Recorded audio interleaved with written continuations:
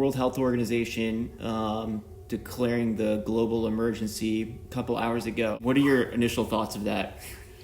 Well, I think that the stipulation gives them access to resources and behaviors that are unique within their guidelines. So they take it seriously and they collect all the information from China as they can. There's a series of mathematical modelers that work with them, and it's a little bit complicated how this works, but we're able to some extent calculate the size of an epidemic and where it's going in a variety of ways. And so the modelers have been working nonstop on that, and I think that the data available to WHO today suggested that they needed to deploy resources in anticipation of the size of this epidemic. What do we know so far about the biology and etiology that we can confirm about this strain of the coronavirus? Well, all infectious, there are a whole bunch of rules that govern infectious diseases, and we're really, really pay attention to the rules. And you kind of start at the beginning.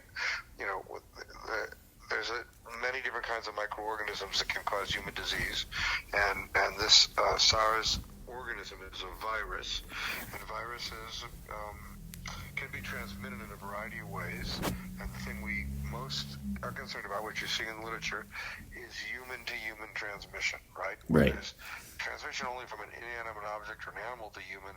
The probability of big epidemics is smaller than when there's human-to-human transmission.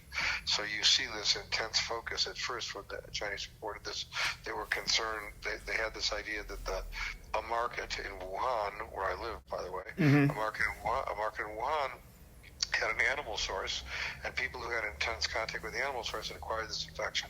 But it was going to be a dead end because it wasn't going to go from one human to another.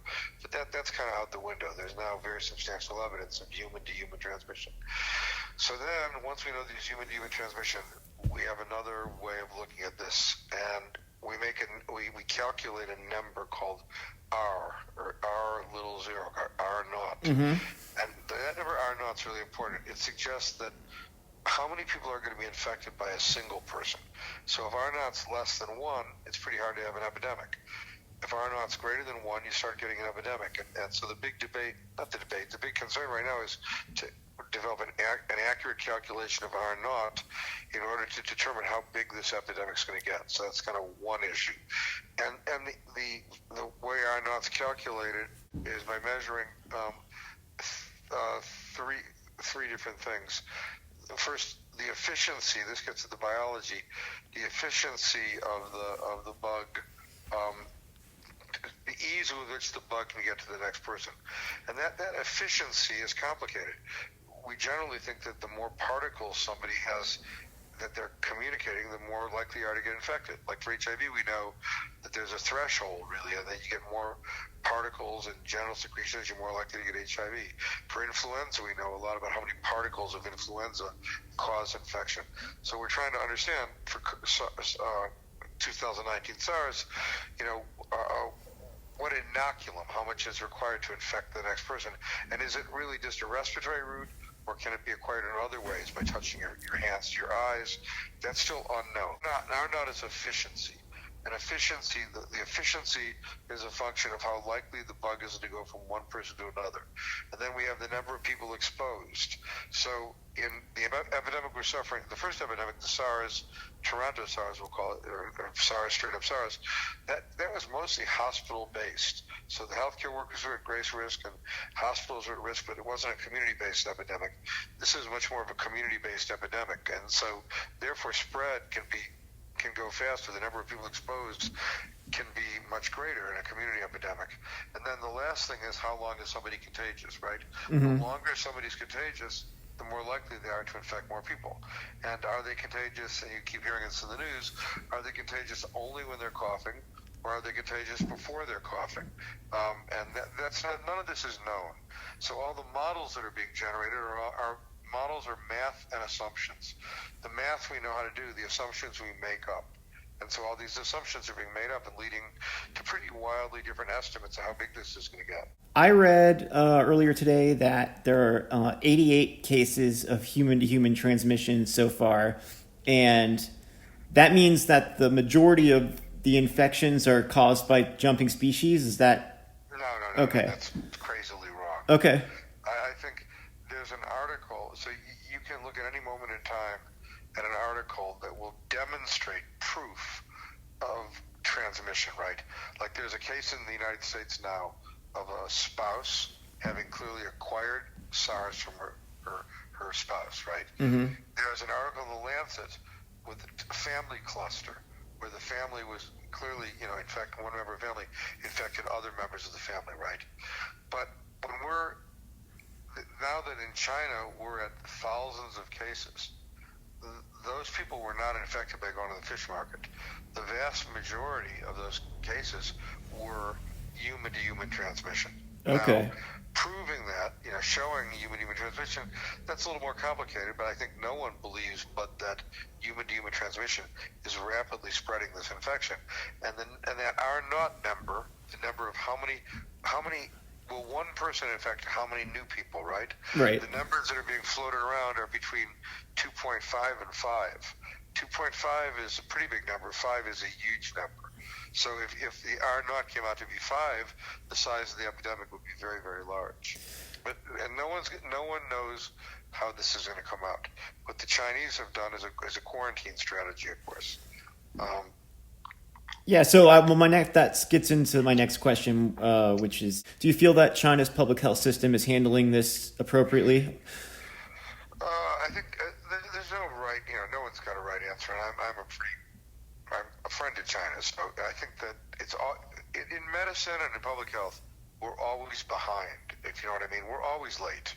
So, could the province of Hubei, Wuhan's in the province of Hubei, could the province have acted more quickly in some way to stem the tide of what's going on right now? Maybe. I don't know. That's the first question. Second question, is this massive quarantine of 50 million people the most effective way to stem the tide of this epidemic? I don't know. And will all of China be closed? Hong Kong is closed to China now, right? So the people of Hong Kong have decided, or the city of Hong Kong has decided, no one from China is coming into Hong Kong. And then you're seeing similar behaviors, in terms of other countries trying to restrict. All tours from China are canceled and so on and so forth until this sorts itself out. But there's no way but that we're in a window where no one can tell you exactly what's going to happen. Is developing a vaccine an appropriate course of action at this point, or shouldn't that not be a priority? No, I think for every disease you have 3 options: prevention, treatment, and cure. For SARS, the resolution of infection is complete. That is, if you're not going to die, you're going to live and resolve the infection, right? Mm-hmm. So if you get SARS, so cure is not a thing we're really in our armamentarium. No, treatment, we're seeing people trying to do treatment off the shelf. For example, there's a paper yesterday, I believe, looking at 2 AIDS drugs plus a couple of other drugs, trying to take people with SARS and reduce the mortality dramatically. This was done in mice, I believe. It's in Nature. Ralph Barrick's one of the authors.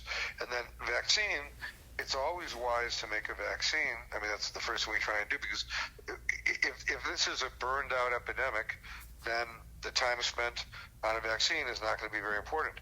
If this epidemic grows, the faster we make a vaccine, the better for our species. There's no new, like when Zika popped up, immediately we started making a Zika vaccine. And there's no pathogen that pops up but that we don't start making a vaccine. Okay. Well, that makes sense. The degree of difficulty, and it's not so easy to make a vaccine. It's got a degree of difficulty. Maybe could you describe a little bit how determining the species with which this started, or from which it jumped to humans, is like how is that determined? That's a good question. People who are interested in the jump, sample viruses from animals, different animal species, and they look for, and then we have the virus from humans, and we can see what the virus in human looks like, and we're looking for very modest changes between the animal viruses and the human virus. In SARS, bats are considered a really big deal. There's a lot of different species of bats. They're not all vampire bats, and people eat bats in many countries. And bats have a lot to do with humans. They're around humans a lot. So bats are one issue. In the original SARS epidemic, it was pretty clear that people were eating cats called civet cats, and that eating the civet cats somehow led to the jump. And in MERS SARS in Saudi Arabia, it's pretty clear that camels have SARS. Now, bats are very healthy with the SARS virus, the corona SARS. The 2019 SARS, I believe, I'm not 100% sure they found it in bats yet, but so camels, civet cats, and bats. Those are three different species. Is there anything about the way that the media is covering this that you don't like, or anything that I haven't brought up that you think the public should know? I think that you're asking. I think the appropriate and conservative approach is to consider that we're in a window of time where we don't know a bunch of things. We don't know the actual number of people we don't know the spread very well. We don't know all the rules that govern spread. That's the first point. We need to know all the rules that govern spread, because until you know those rules, you institute a lot of fear. We need to understand what's called the pathogenesis of the disease. How is the disease making people sick and killing people? And how many people are going to die from this disease? This is where people get confused between influenza and SARS. Influenza is very common, and so we have a lot of deaths from influenza, but the probability of death is like 0.1%. Right. Whereas SARS, you're looking at death rates, 5, 10, 20%, depending on the SARS species. So far, I've heard with this SARS virus, just from what I know, that the mortality's been very low. But the problem is we don't have all the information.